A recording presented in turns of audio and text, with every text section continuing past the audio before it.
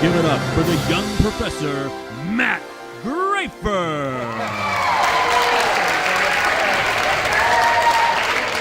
Daytona Beach. How about that intermission? How are we feeling afterwards? All right, I got a couple questions right before I start. So first question for you. How many of you in here have ever been on a job interview before? Okay, I figured that would be the answer. How about, how many of you have ever been the interviewer? You sat on the other side of the table. We should probably get a few of you guys together. Okay, one more question. How many of you, is this your favorite interview question? Where do you see yourself in 5 years? It's my reaction to it. It's not my favorite, and tonight I'm here to tell you why.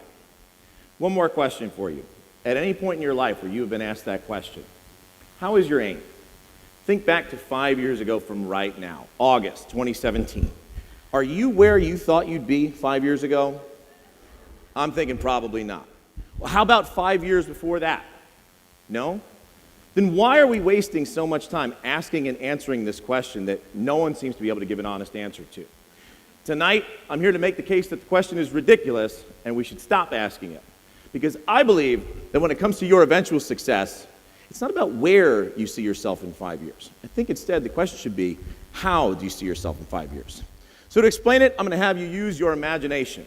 I want you to picture yourself driving in a car at night on a road with no street lights. Because that's what life is like. Driving in a highway in the dark with only the light of your headlights to show you the way. At any given moment, that's not too far in the distance, but you keep driving forward, trusting that the road ahead will continue to unfurl before you. Now I'm going to use my own road as an example, and I'm going to take you back 15 years to August 2007, first time anybody asked me about my 5-year plan. At the time, I was going to be a college senior, and I saw myself working in college recreation for the rest of my life. Well, instead, here's where things did go. I graduated with my bachelor's degree in psychology.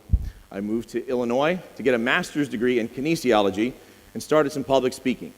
I moved here to Florida to start working in event management, got my girlfriend at the time pregnant, became technically homeless for a short period of time, became a 25-year-old college professor, and then wound up having to fight for custody of my son.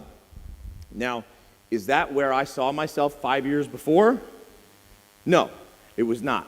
But I was further along down the road than I thought I would be, even if I didn't realize it at the time, because 2012 was a rough patch for sure. So let's continue this journey. Let's jump back in the car. 2012, Matt, where do you see yourself in 5 years? Well, at this point, I really wasn't too sure, but I knew that I wasn't too happy, and I wanted to make some changes. So by 2017, I managed to win 50% custody of my son. I met the woman who became my wife and the kids who became my stepchildren. We got married and had a beautiful daughter. I lost my college professor job, but I started working at night as a trivia host before getting another college professor job.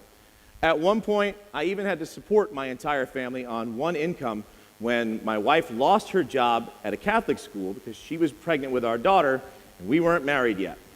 That still happens. Needless to say, most of that was not in what my 5-year plan would have been before. So that's probably when my perspective started to shift. You see, I realized that despite all the obstacles in the road, the things that jumped out, the lanes I had to change, the speed bumps, the potholes, and the damage that my vehicle took along this drive, I kept driving forward, learning and progressing, getting better just like I did before. So, 2017, Matt, you're a dad, a husband, college professor, trivia host. Where do you see yourself in 5 years? At that point, based on the last 10 years, I realized I had no freaking clue. But I knew that it was not about the destination. I realized it was more about that willingness to drive forward. Because I knew there'd be good times, I knew there'd be bad times. But if I kept driving forward, well then I would grow and I would learn. And I'd be better. And that's how I wanted to be, regardless of where I would be. So here is how the last 5 years have gone. I started working in sports, first as a pro wrestling announcer, before adding boxing, MMA, pro football, college basketball, and pro baseball to my resume as a host for the Daytona Tortugas and the Savannah Bananas. I started working under the name The Young Professor because it's a little more memorable, more marketable, and makes me sound a little bit smarter than I actually am. I left my college professor job. I started a new business. I lost that business to COVID, and then I wound up teaching high school social studies. I have hosted over 1,000 events. This is my second Elevate Daytona speech in that time, and in 2 days I will stand on stage at the Daytona International Speedway, the world center of racing, to announce all the NASCAR drivers out in front of 100,000 fans at the Coke Zero Sugar 400. None of that existed in my 5-year plan or in my brain 5 years ago, but I did know that I would be further along and better off.